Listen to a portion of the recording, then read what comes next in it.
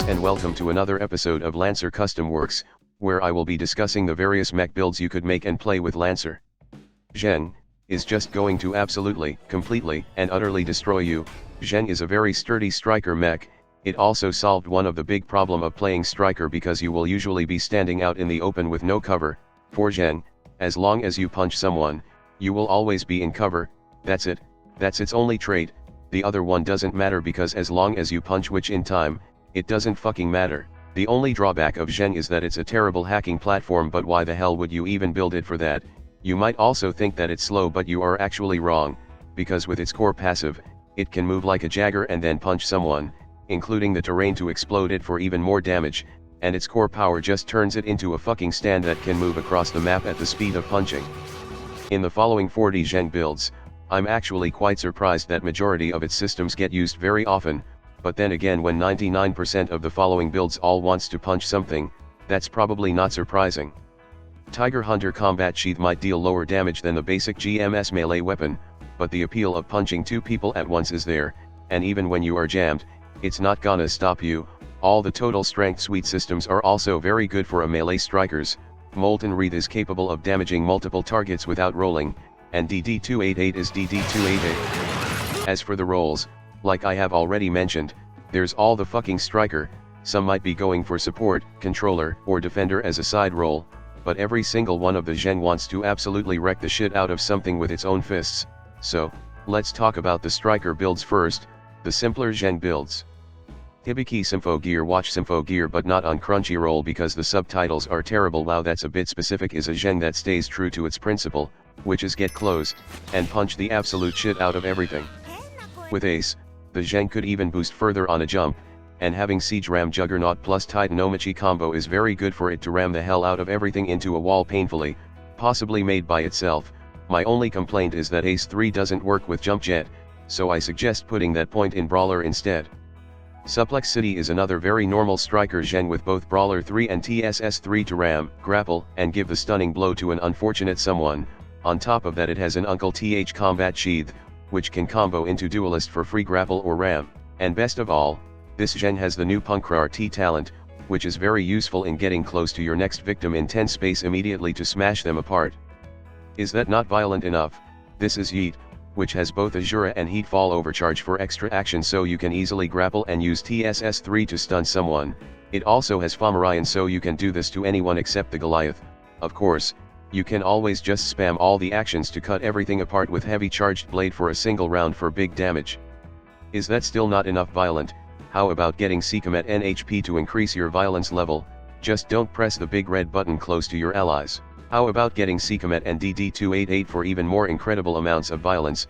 You know you want to, in fact so many want it I actually have to cut some SEKHMET builds out.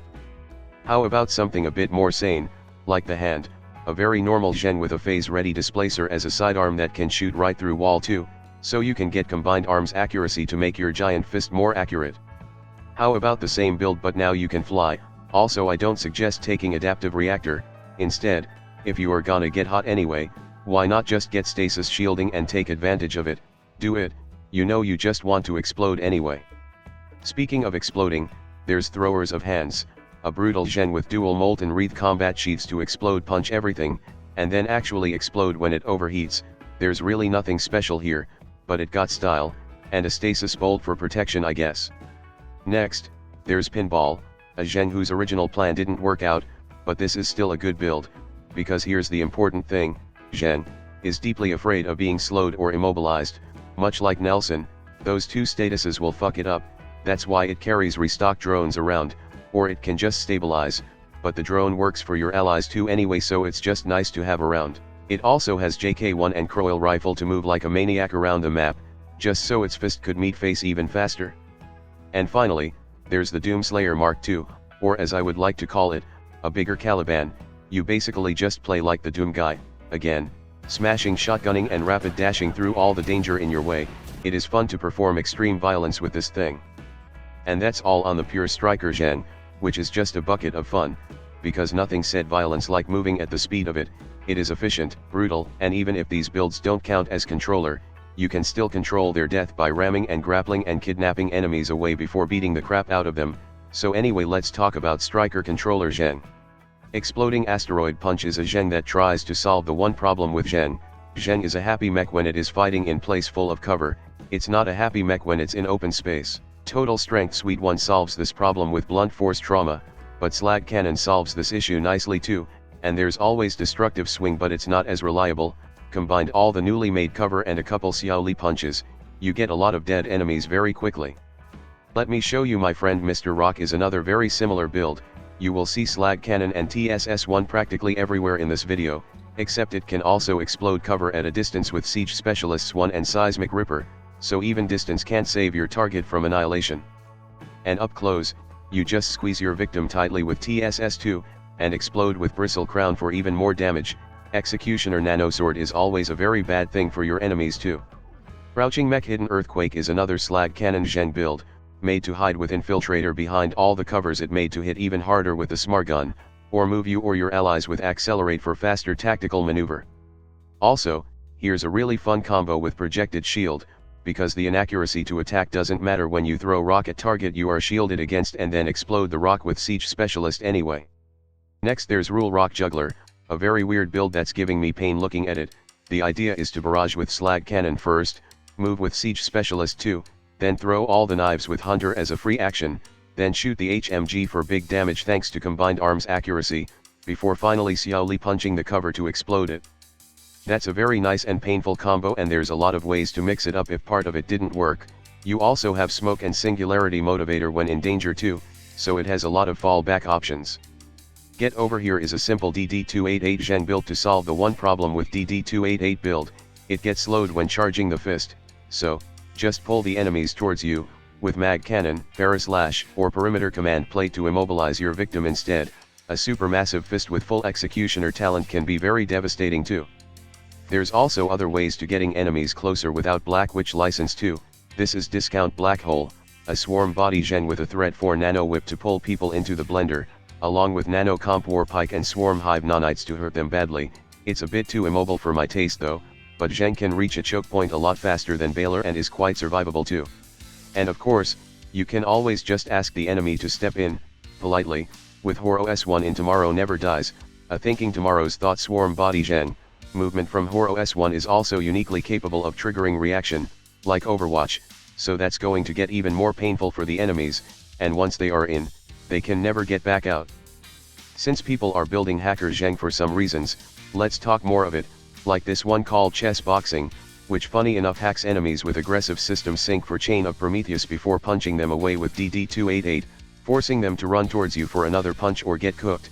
Very sadistic, that's for sure. It also just fly away because whatever.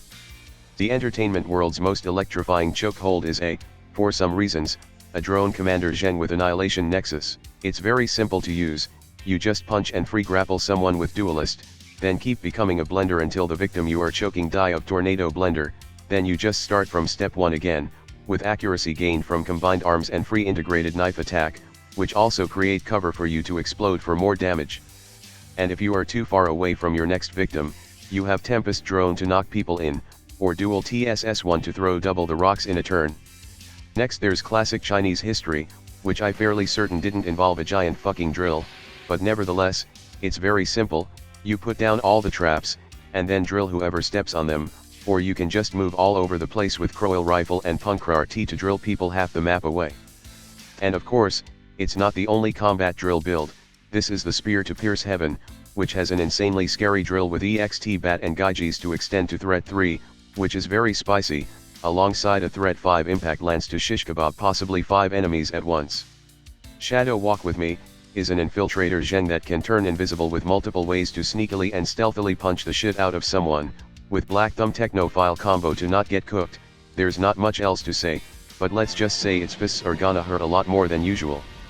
And finally, there's As Agni Intended, a plasma thrower Zheng which with Supermassive mod, knock enemies right into those hot flames immediately for more damage, which it could do so by punching enemies into it too, and with Hunter plus Skirmisher, this thing is very mobile, it could set even more things on fire with Havoc charges and Agni too. And that's all on the controller Striker builds, because as much as brute strength solves a lot of problems quickly, It's just a tad more fun to create more covers than needed all over the place so you can explode them hard with damage that directly bypass evasion, and having some battlefield controls are always nice for a striker. Anyway, let's move on to the rest of the striker builds, starting with the striker defender. Drawing the Iron Curtain is a half-white witch gen. Basically, you just want to charge straight in with Punkrrt, then start attracting attention by immobilizing enemies with ferrofluid lances, getting them to hit you instead, before smashing them hard with the retort loop.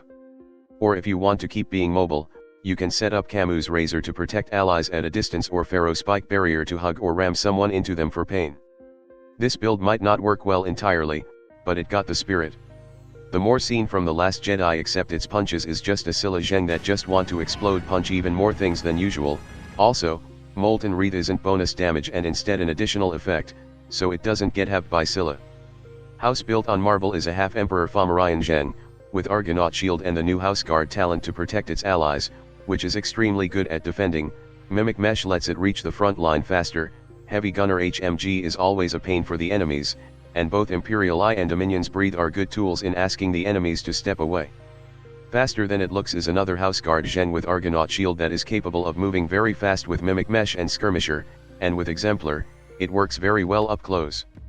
Onto the support, there's Last Stop Everyone Off, a Fomorian battle taxi Zheng that put more emphasis in battle than taxi, as Zheng can carry its allies faster at the speed of violence after all. Finally, there's Atlas Flexed, which is also a Fomorian battle taxi Zheng, but it has a very interesting trick. Do you feel that enemy getting knocked away each time you DD288 them is annoying? Just hook them up with a cable winch instead so they are never too far away from you, with Juggernaut to run right through anything. And that's all on all the striker Zheng builds. These are all very fun builds, but some viewers decided to build things a lot differently, so there's still 2 artillery builds to go for some reasons. The Blue Demon is a full auto gun Zheng. Why? Well, I guess if you want to just brawl a lot with your bare hands, you can build this thing, but also apparently this build is supposed to make 10 free attacks without action, and, look, I don't know how is that supposed to work.